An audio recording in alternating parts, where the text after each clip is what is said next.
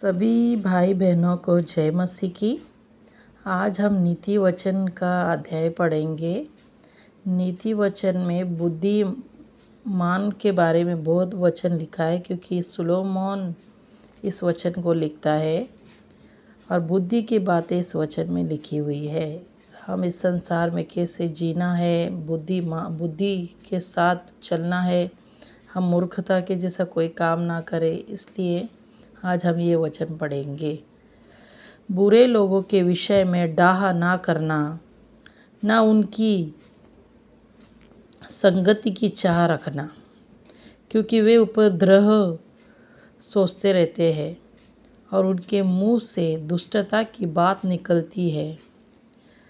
घर बुद्धि से बनता है और समझ के द्वारा स्थिर होता है। ज्ञान के द्वारा कोठरियाँ सब प्रकार की बहुमूल्य मनोहर वस्तुओं से भर जाती है। बुद्धिमान पुरुष बलवान भी होता है और ज्ञानी जन अधिक शक्तिमान होता है। इसलिए जब तू युद्ध करे तब युक्ति के साथ करना। विजय बहुत से मंत्रियों के द्वारा प्राप्त होती है। बुद्धि इतने ऊंचे पर है कि मूढ़ उसे पा नहीं सकता। वह सभा में अपना मुंह खोल नहीं सकता। जो सोच विचार की बुराई करता है उसको लोग दुष्ट कहते हैं। मूर्खता का विचार भी पाप है और ठट्ठा करने वालों से मनुष्य घृणा करते हैं। यदि तू विपत्ति के समय साहस छोड़ दे तो तेरी शक्ति बहुत कम है। जो मार डाले जाने के लिए घसीटे जाते हैं उनको छुड़ा। जो घात किए जाने को है उन्हें मत पकड़ा। यदि तू कहे कि देख मैं उसको जानता ना था, तो क्या मन का जांचने वाला इसे नहीं समझता? क्या तेरे प्राणों का रक्षक इसे नहीं जानता? और क्या वह हर एक मनुष्य के काम का फल उसे ना देगा? हे मेरे पुत्र, तू मधु खा क्योंकि वह अच्छा है, और मधु का छत्ता भी, क्योंकि वह तेरे मुंह में मीठा लगेगा। इसी रीति से बुद्धि भी तुझे वैसी ही मीठी लगेगी। यदि तू उसे पा जाए तो अंत में उसका फल भी मिलेगा और तेरी आशा ना टूटेगी। हे दुष्ट, तू धर्मी के निवास को नष्ट करने के लिए घात में ना बैठ। उसके विश्राम स्थान को मत उजाड़, क्योंकि धर्मी चाहे 7 बार गिरे तो भी उठ खड़ा होता है, परंतु दुष्ट लोग विपत्ति में गिरकर पड़े ही रहते हैं। कुकर्मियों के कारण मत कुढ़, दुष्ट लोगों के कारण डाह ना कर, क्योंकि बुरे मनुष्य को अंत में कुछ फल ना मिलेगा।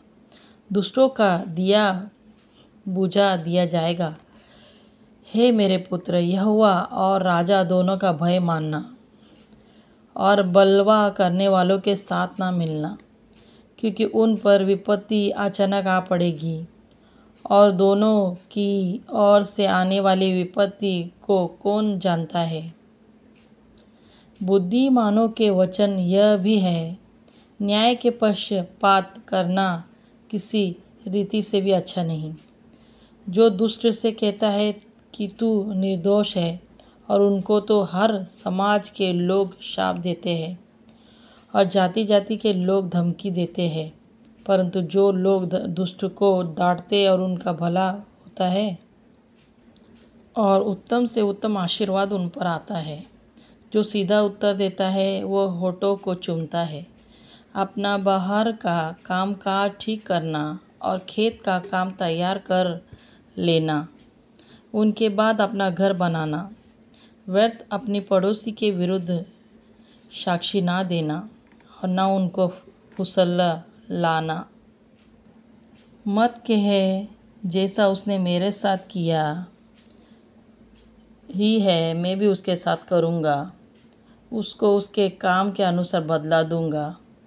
मैं आलसी के खेत के पास से और निर्बुद्धि मनुष्य की दाख की बारी के पास से होकर जाता था, तो क्या देखा कि वो सब कहीं कटीले पेड़ भर गए हैं और वो बिच्छू पौधे से ढक गई है और उसके पत्थर का बाड़ा गिर गया है।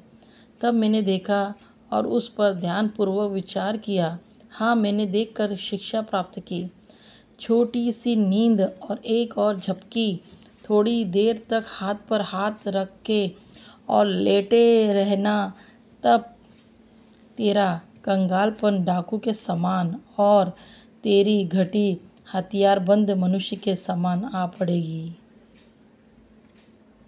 नीति वचन हमें यही सिखाता है कि हमें दुष्टों का दिया बुझ हम परमेश्वर के लोग हैं, तो हमारे साथ हमेशा परमेश्वर रहता है और अच्छे काम करने वाले लोगों के साथ परमेश्वर हमेशा रहता है। दुष्टों का दिया बुझा दिया जाएगा। क्यों? क्योंकि दुष्ट कभी भी आगे नहीं बढ़ सकता, लेकिन जिसके साथ में परमेश्वर है वो ज़रूर आगे बढ़ता है। आमीन। परमेश्वर ये पढ़े हुए वचन से आपको आशीष दे।